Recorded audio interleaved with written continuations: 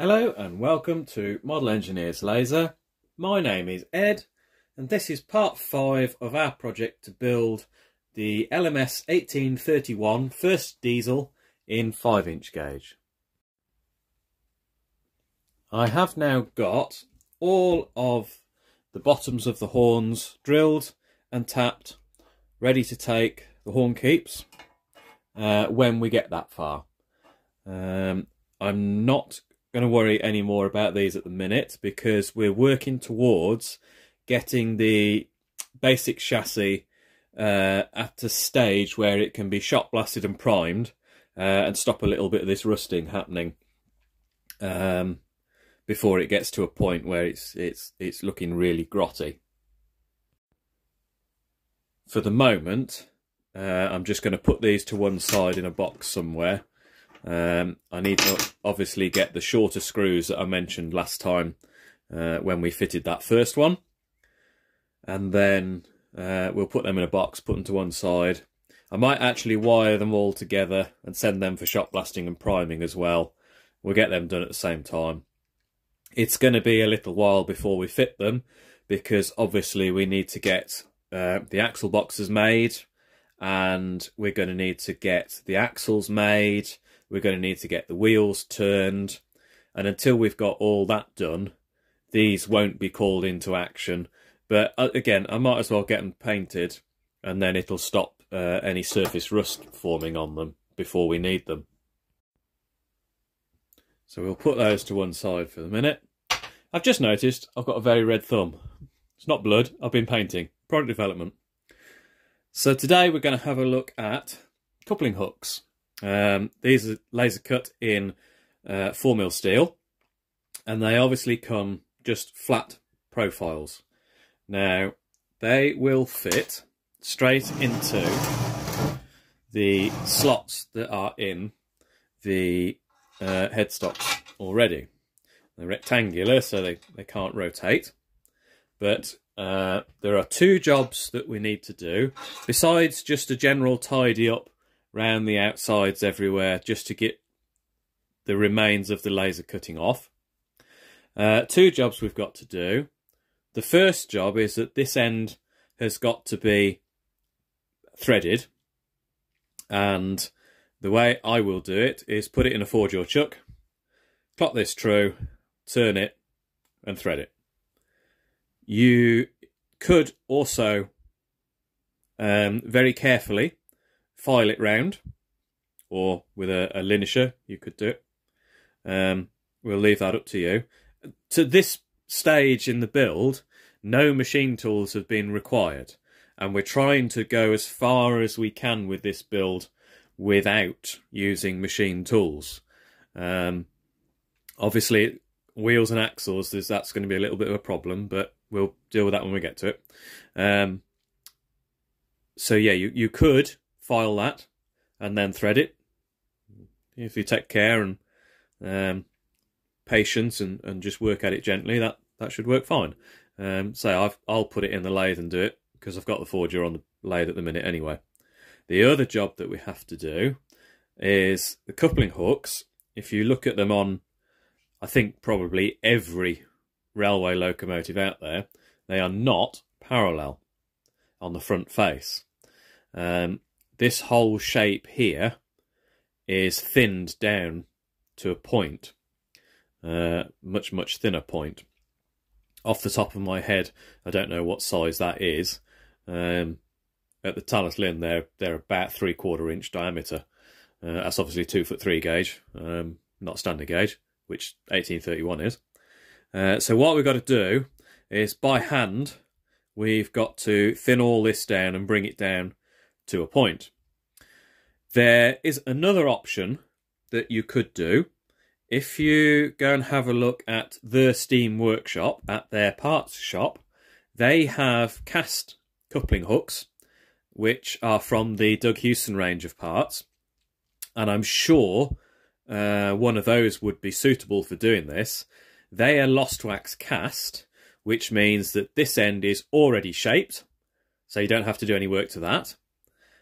Memory serves, it is a little while since I've looked, This end is also already round, so you haven't got to worry about that. I can't remember whether they're pre-threaded or not, but because they're already round, I would imagine you can put a thread straight onto it just as they come, and that would be the only thing you have to do, barring polishing them up, if you want them polished, and then they should be able to be fitted straight to the chassis. The only thing I don't know is whether the section of the shank is the same as the slot that was put in our chassis. So potentially you may have to open this out a little bit to use one of their hooks. But you would find, if you don't have machine tools, you would find it an awful lot easier to do that, I think, than all the work that's got to be done to be carefully filing that round and threading it, and then all the work that's done on this end. But it'd be worth having a look anyway. That's the Steam Workshop, Wakefield. Have a look in their parts shop and see what they've got. For the moment, I'm going to go and make a start. I'm going to start with our 12-inch disc linisher that we've got in the workshop, and just start thinning this down carefully. We've got two to do, because obviously there's the front and the back. They're not handed. We'll see how we get on. So we've been making some progress. As you can see, there's a bit of bluing going on there. It's got hot. Done it on the 12-inch linisher, not by hand. And you can probably see now, if I can just get the angle right, you can see how I've thinned the point down compared to the rest of the shank. I've still got to go round and radius all these edges, and also they need to be radiused in here, because if you think about it, the coupling links are a radius on that end. So if we left that square with a sharp corner, the coupling link would be towing basically on that point and that point, and that would be a high stress point then, and potentially you're looking into damaging or even breaking the coupling links. So we need to go in, round all that off. That's going to be a needle job, needle file job. Probably just sit one evening and do that. So they're roughly to shape now. You can see where I've took the metal off, where the colour changes are. You can see I've sort of thinned it down there and around that side. There's no exact science to this. I mean, there are drawings available for what these look like. I need to pull a bit off there by the looks of it, if you really want to go into it, but that's the general idea anyway. Full thickness there where the link lives. I would need to radius that hole as well, because obviously if it's the link that's living there, when that gets used and towing off the other wagon, again, it's going to be towing for two contact points there and there instead of a radius. So we need to do that as well. But yeah, you see how it's starting to come on. I'll just plod through that and gradually tickle it up some more. The next thing I'm going to do is I'm going to go and set these up in the forge, which is already on the lathe, and I'm going to turn these ends down and thread them. Just done the first hook. I thought it might be helpful if I came down the workshop and just showed what the setup was. So the hook is in the forge chuck, and the end section, this little bit here where it's square, you can just see there where it disappears up to the wider rectangular section. I've just clocked that in running true, so it's equal about that way, equal about that way. So the first thing we're going to do is we're going to turn that section there. We're going to turn that round, and we're going to turn it to 4BA top diameter. And once we've got that round, we will then just swing that round. We've got a 4BA die in the Arand tailstock die holder, and we will cut the thread on that manually. I'm not screw cutting something this small. There we have it. We now have a 4BA thread on the end of both coupling hooks. So we will sort out, I've still got a little bit of deburring to do. We'll sort out the springs at a later date. We're also obviously going to need a washer to go on here.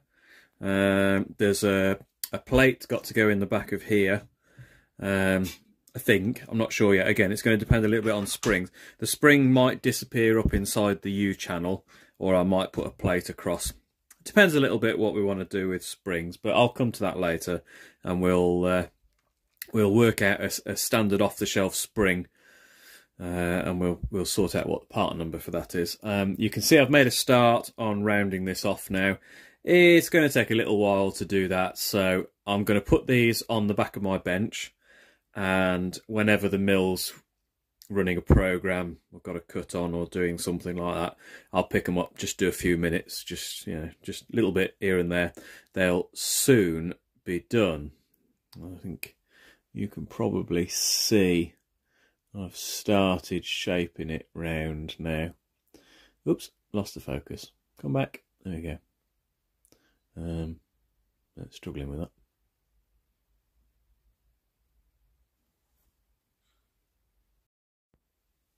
The next thing I'm going to look at, the next thing I'm going to look at is the buffers. And I said about avoiding machining again. Well, this is another bit where, unfortunately, machining's got to be done. However, I have the drawing that I've done for the buffer stocks, if you're going to make your own, I've done it so that it's pretty much lathe and pillar drill only, no mill required. And again, if you don't have machining facilities, or you're perhaps looking for a quick build and you just want to save the hassle of turning buffers, you can get some very nice ready machined, ready to fit, ready to use buffers from 17D Miniatures. They can supply a set of 4 buffers, literally drill the holes in the buffer beam, bolt them on, job done. I've used some of their Great Western ones on a Bogey Wellwagon Crocodile that I've got, because I decided at the time that I didn't want to be going through all the effort of turning all the buffer stocks, and they were there and not that expensive, so I just bought a set. I can highly recommend them. They're very nicely made, and you could use one of their other versions for this quite happily. But if we are going to go on and make our own, we have some laser cut bits to speed the job on a little bit. These are the buffer heads, or they will be the buffer heads. And what we're going to end up doing, we will take a piece of bar, we will turn a little pip on the end, and we will silver solder it into that, instead of starting with a piece of bar that diameter and machining it all the way down to the size of the stock. From memory, there's a rule here, let's have a look. These are 1 1/4 diameter, so you would be starting with 1 1/4 bar or 32mm bar, and from memory the stocks are 9/16 diameter, so there's quite a lot of metal there to remove. What we're going to do instead is we're going to start with a piece of bar that is the right diameter for the shaft, and we'll turn a pip on the end, solder these on. Once they're soldered, it's a relatively easy job then, just to machine a little bit off, dress it with a file and some emery paper, and there you go, there's your buffer head. The body, the stock, is going to be made out of 2 pieces. And if we refer to the drawing, that will probably show much easier than me trying to talk through how it all goes together.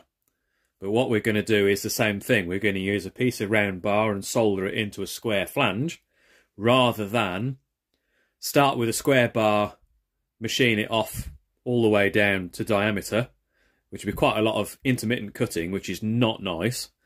And it'd be a lot easier just to solder a square flange on.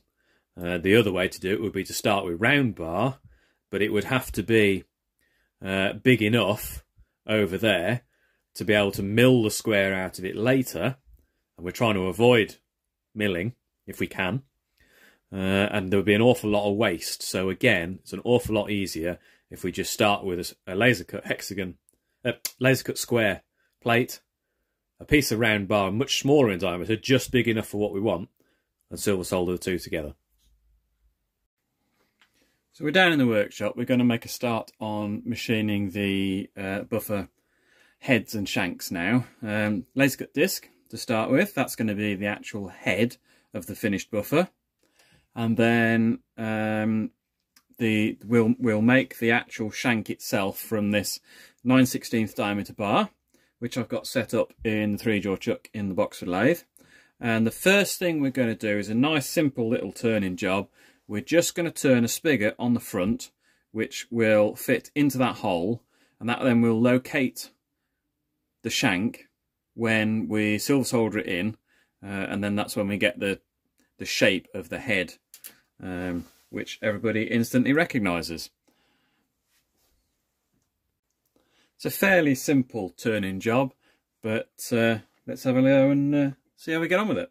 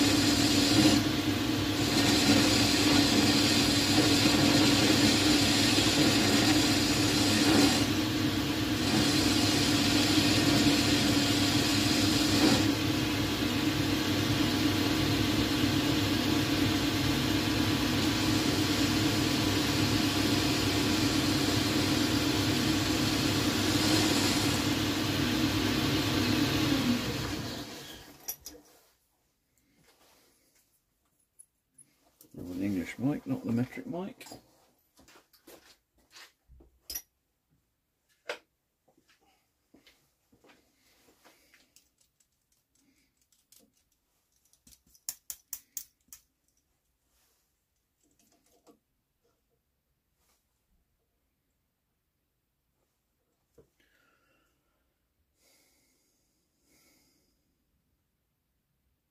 $3.94. Remind myself what the hole in here was. 373, 375. So 3/8 hole in there. 394.20. So 10th on the dial.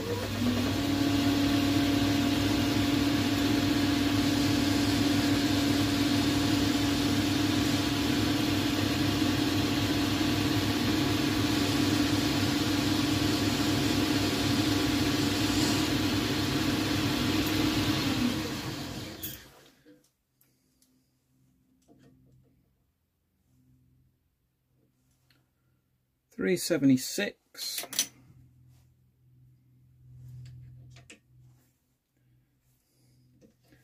I think if we take 4 thou off that, 2 on the dial, that should drop on there quite nicely and leave room for soldering.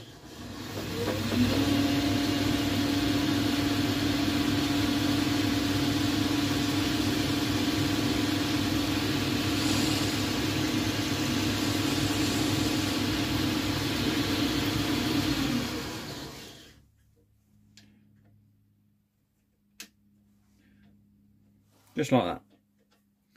Right, I'm just going to break that corner with the chamfer tool.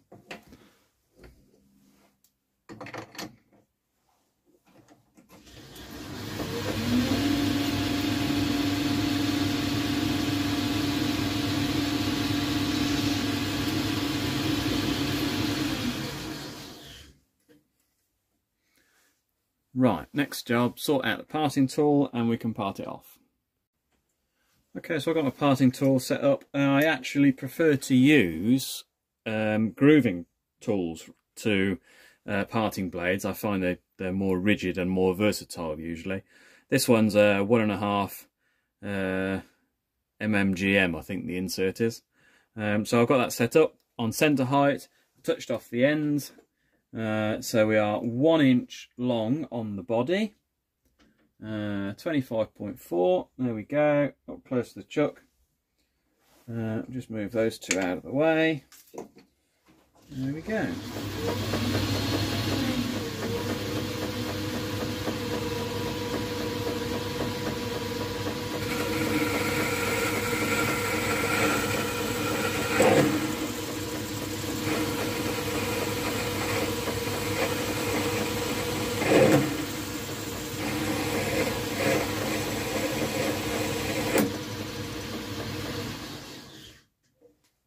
I thought that insert had seen better days. Bear with while I put a new insert in. Forgot to restart the camera when I changed the tip, but there you go. One done. Didn't take very long to do. My digital readout on the length is still set. So we go to there, and then bring the material out to where the insert is, somewhere about there. And round we go and get another one made. Same thing, just turn it, chamfer the braid at the edges, and then part it off at 1 inch long. You don't need to see me do it twice. There we go. 1, 2. You may be wondering why I keep going on about 2. I keep forgetting. You need 4 for the loco. I've actually got 2 identical buffers left over from another project which I'm going to use for the other end of the engine. So if I say 2, I generally mean 4 for this purpose. Right, so the next job is to do the internal details. So we'll take that out. We are done with that. Now I've got a Pratt Burnard Grip True 3-jaw chuck, which means that I got this dialed in so I can put a machined bar in there and it will run true within about half a thou. If you've only got a standard chuck, you might want to put this into a collet chuck so that you can get it running true. In all honesty, wouldn't actually matter if there was a little bit of run out for what it is, but my philosophy has always been make it the best you can regardless of what it is. So this is going to be face it off, drill it. There's an M4 thread tapped in the back, and then we've got to flat bottom the hole where the spring is going to sit. Okay, I've done the first one, mainly so I could make sure I could work around the camera. I've got all my tools ready. Off we go.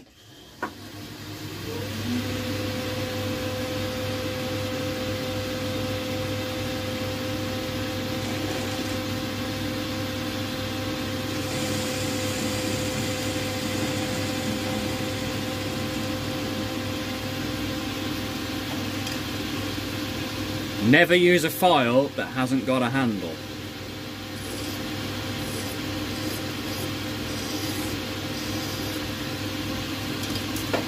Because that's when accidents happen. Right, if I knock the tripod while I'm doing this, I do apologise. It is a little bit tight for space.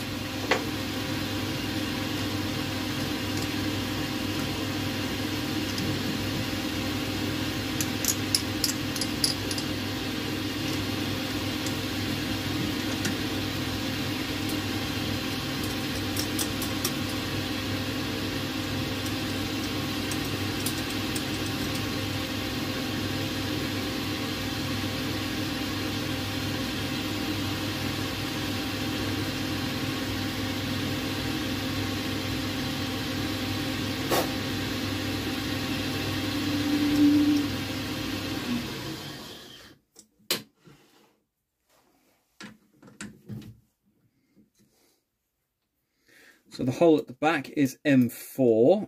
You could substitute an imperial thread for that if you wanted to. It would still do the same job. I think you'll be looking at about 4BA. Right, now we have to go to 29mm deep. So I'm just going to set that there at 20, and then I use a brass shim trapped between the end of the job and there. Bring that up and lock it in place. So that's got the tip of the drill 0.7mm away from the face of the job. So we drill 29mm, with a bit of luck we don't pop out the back end, which we don't want to happen.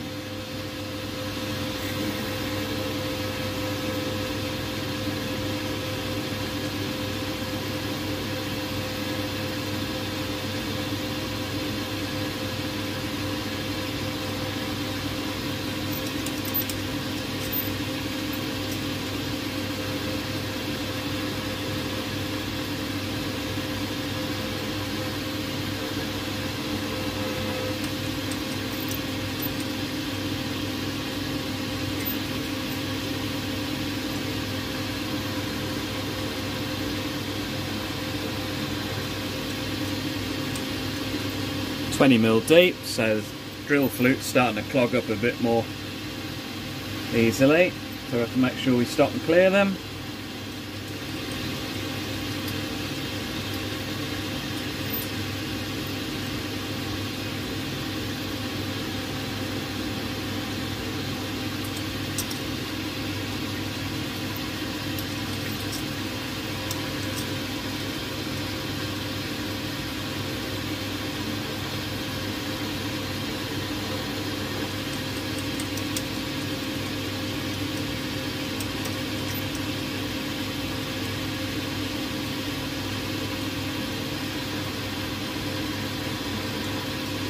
Winding it out every 2mm at the moment because we don't want that to clog and jam.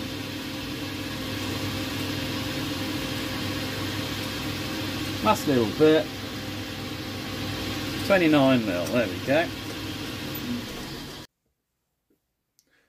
Right, that's that, so we want a 7/16 drill, which I'll put there.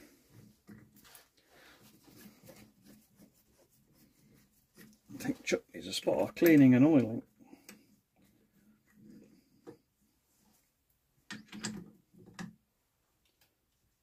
Right, where did my shim fall? There it is. So we're going 7/8 of an inch with this one, so I'm going to lock that off at 1/2 inch. There's only 2 inches of travel on that. Drop that again. So again, touch on. Clamp, slow it down, and away we go. About 400 rev should do quite nicely for that. I was quite happy the first time.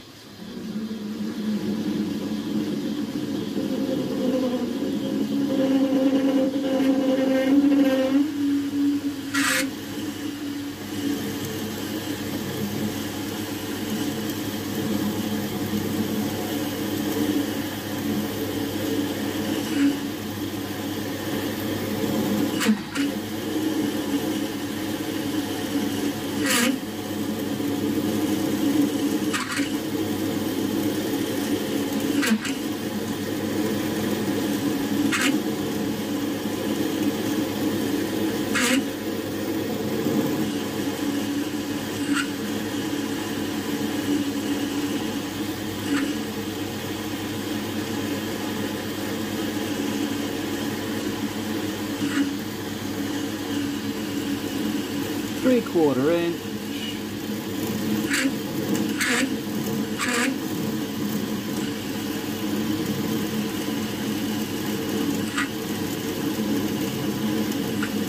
Seven-eight to the tip. There we go.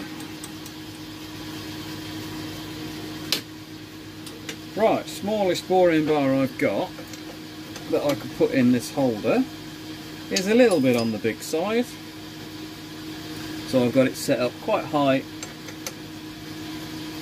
We can just gently tickle away where we need to be. I'm just going to touch on the front face.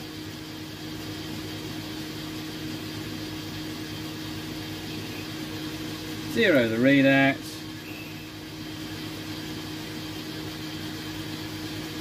Gently feed it in. We go 7/8 deep.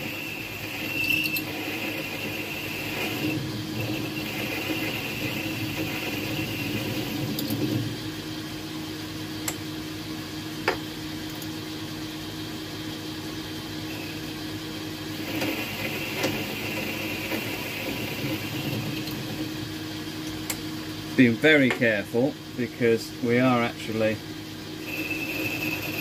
strictly speaking, asking the boring bar to do things it was not designed to do. And we're pretty much taking a full depth of cut on the insert, which would be fine on the big machines that I used to run, but not with a tiny little boring bar like this.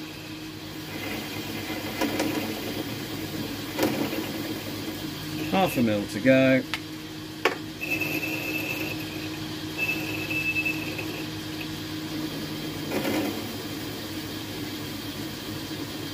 Gently, gently.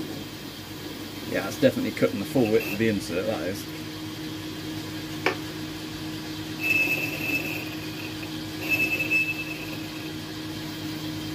Tenth there to go.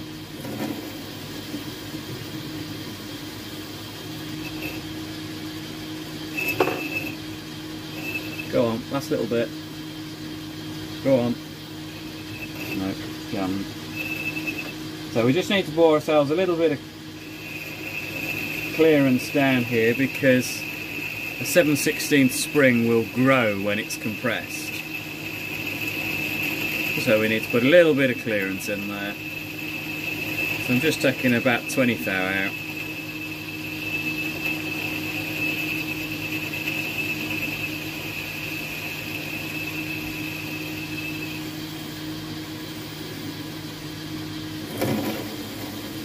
Which just helps us get to the full depth as well. There we go. Right. We'll just take the burr off.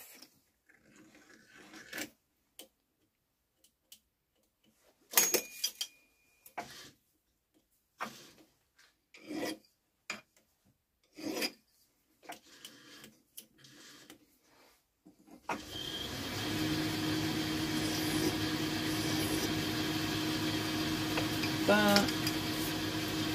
Bit of that.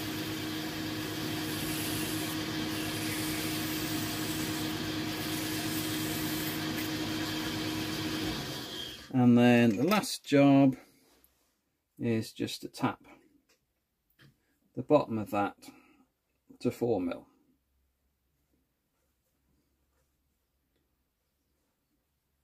And with a bit of luck, we haven't drilled the hole too far and it doesn't pop out the other end.